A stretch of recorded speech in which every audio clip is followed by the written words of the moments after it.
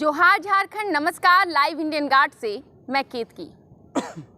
तो BBMKU कोयलांचल का अपना विश्वविद्यालय दिन दूनी और रात चौगुनी तरक्की करे, सबकी यही कामना है। हर बच्चा जब यहाँ आता है, पहला कदम अंदर रखता है, तो अपने आप को किसी मेट्रो सिटी के विश्वविद्यालय में पाता है। लेकिन लंबी लंबी सड़क, ऊंची ऊंची दीवारें, अंदर डिजिटल बोर्ड, पर कुछ तो है जो आज भी मिसिंग है। संसाधन ज़्यादा भी है और कम भी है। ज़्यादा संसाधन मैं कह रही हूँ तो कहने के पीछे का तात्पर्य है इंफ्रास्ट्रक्चर, सड़क अच्छी है विश्वविद्यालय में, बिल्डिंग्स अच्छे हैं, क्लासरूम्स अच्छे हैं, लेकिन हाँ, कुछ ऐसी ज़रूरतें भी होती हैं जो विश्वविद्यालय के बाहर जाकर ही पूरी की जा सकती हैं। अब हाल का मामला है जो हम आपसे इस वक्त साझा करने जा रहे हैं, जियोलॉजी का। जियोलॉजी के जो स्टूडेंट्स हैं यहाँ, 28 विषयों में फ़िलहाल पीजी होती है, उसमें से एक जियोलॉजी। बच्चे पढ़ाई करते हैं, स्टूडेंट्स कम होते हैं क्योंकि ये रुचि वाला सब्जेक्ट होता है, यहाँ पर भीड़ नहीं जा सकती। लेकिन जियोलॉजी के साथ एक बहुत बड़ा प्रॉब्लम जो अभी स्टूडेंट्स फेस कर रहे हैं वो ये है कि उनकी पढ़ाई विश्वविद्यालय कैंपस के अंदर कुछ हद तक ही हो सकती है। ये थ्योरी से ज़्यादा प्रैक्टिकल ओरिएंटेड सब्जेक्ट है। और अब आज कुछ विद्यार्थी जो हैं उनके तरफ से ये मामला सामने आ रहा है, एक्सकर्सन का मामला, क्योंकि बाहर गए बिना जब तक वो जाकर तरह तरह की धरती को देखेंगे नहीं, वहाँ के स्टोन्स को और जियोलॉजी का जो खजाना है, अगर वो टच नहीं करेंगे तो आखिर जियोलॉजी कैसे पढ़ेंगे। मामले पर बात करने के लिए हमारे साथ आजसू छात्र संघ के विशाल महतो हैं। विशाल जी, सबसे पहले जानना चाहूँगी, ये मामला जो है विद्यार्थी लेकर आए हैं, क्या है पूरा मामला? देखिए, इसमें जो अभी सत्र 22-24 है जी, उसके छात्र लंबे समय से प्रयासरत हैं और काफ़ी परेशान भी है। हम लोग के संपर्क में भी आए थे। उनका जो विभाग है, उनका विभाग में लंबे समय से जो विभाग अध्यक्ष होना चाहिए अस्थायी तौर पर, वो नहीं है।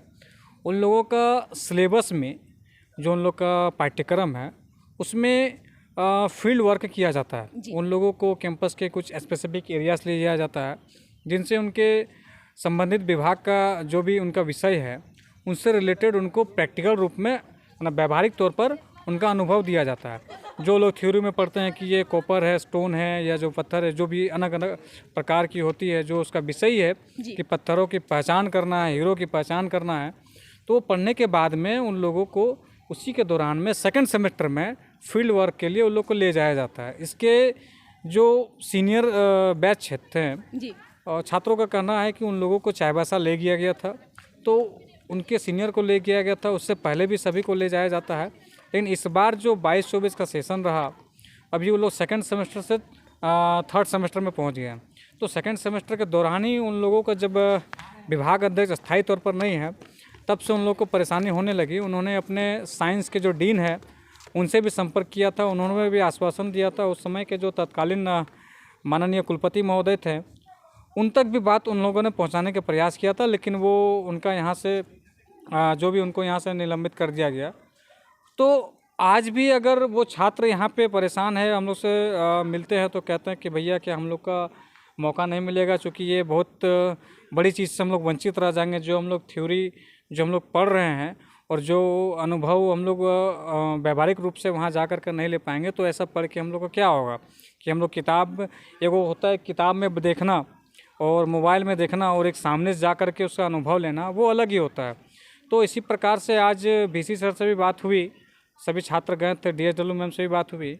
तो जो अभी पदाधिकारी हैं, साइंस के जो डीन हैं, उनका भी कहना है कि वो अभी भी किया जा सकता है, क्योंकि ये जो फील्ड वर्क है, जब हम सेकंड सेमेस्टर की बात करते हैं, अगर कोई कहता है कि ये नहीं थर्ड सेम आगे कैसे होगा, तो ये जैसे कि बाकी अन्य विषय में इंटर्नशिप के तौर में उसका एक पेपर ही रहता है, एक्सकर्सन का जो रहता है वो एक पेपर ही रहता है, उसमें नंबर रहता है। लेकिन जियोलॉजी का इसका जो फील्ड वर्क है, इसका कोई पेपर नहीं है, बट सिलेबस में है कि इनको किसी भी टाइम एक बार ले जाना है। मिड जो पूरा इनको सत्र है पूरा 22-24 का, तो किसी भी समय इन लोग को ले जाना है।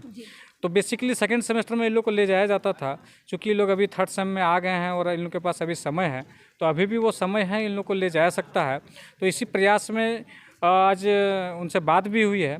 तो यही हम लोग को है कि कई बार छात्रों का इतना प्रयास करने के बावजूद भी जो विश्वविद्यालय प्रशासन के जो संबंधित अधिकारी रहते हैं उसकी इस रूप को जो गंभीरता जिस रूप से लेना चाहिए था उसको नहीं ले गए, ये दुख की बात है जी।